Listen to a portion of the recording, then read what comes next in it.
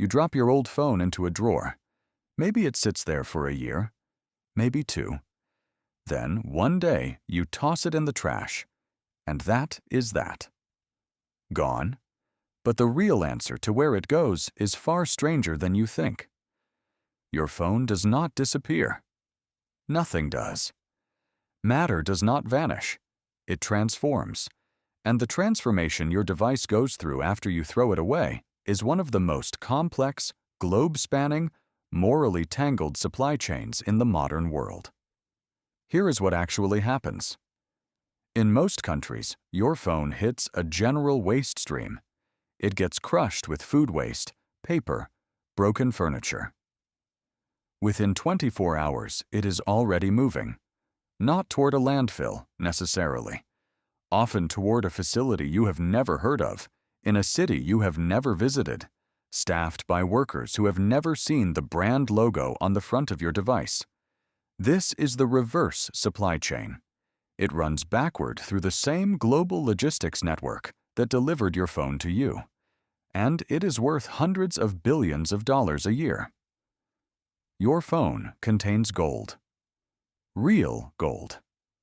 About 0.034 grams per device, according to researchers at the United Nations Institute for Training and Research. That sounds tiny, but there are over 5 billion smartphone users on Earth. Do the math. The gold sitting inside discarded electronics globally is worth more than the gold mined from most mid-sized countries in a year. There is also cobalt, palladium, lithium, copper. Rare earth elements with names you will never memorize: neodymium, terbium, dysprosium. Materials that took millions of years to form under tremendous geological pressure. Your phone is essentially a compressed deposit of the rarest stuff on Earth, miniaturized and slid into your pocket. And you threw it in the trash. Researcher Rudiger Quer, who led the 2020 Global E-Waste Monitor report, called this a crisis of misrecognized value. People see a cracked screen. The reverse supply chain sees a mine. If your device ends up at a certified e-waste recycler, the process is methodical. Batteries are removed first because they are fire hazards. Then devices are shredded mechanically. The resulting material, called e-scrap, gets sorted by density and composition. Smelters extract precious metals. Circuit boards are processed through hydrometallurgical or pyrometallurgical methods, essentially using chemical baths or extreme heat to separate copper from gold from everything else. Apple reported that in 2022 alone, its recycling programs recovered over 2,000 pounds of gold from returned devices, from a single company, in a single year.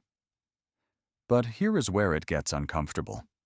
According to the Basel Action Network, a watchdog organization that tracks electronic waste flows, as much as 70 to 80% of e-waste collected in the United States does not get properly recycled domestically. It gets exported.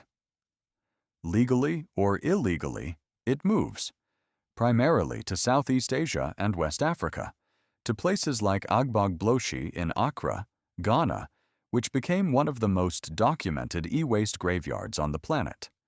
There, workers, many of them children, burn wires and circuit boards in open fires to melt off the plastic and access the copper underneath. Researcher Karavanos, who published studies on Agbogbloshie in environmental research, found blood lead levels in workers there that exceeded safety thresholds by multiples. The gold in your phone, the rare earth elements, the materials that once powered your morning alarms and your vacation photos, they pass through hands that never see a fraction of the value they are extracting. This is the hidden arc of every device you have ever owned. There are better stories emerging. The European Union has pushed extended producer responsibility laws that force manufacturers to fund collection and recycling. Companies like Fairphone are designing devices with modularity at the core so that components can be replaced and materials recovered more cleanly.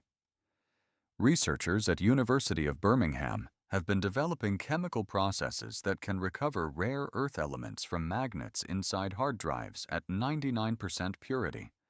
The circular economy, if it ever fully arrives, looks like this. The materials that came out of the ground would never go back in. They would just keep moving, phone to phone, device to device, spinning in an endless industrial loop. But today, most phones do not make it into that loop. Today, 5 billion people carry a compressed geological miracle in their pocket.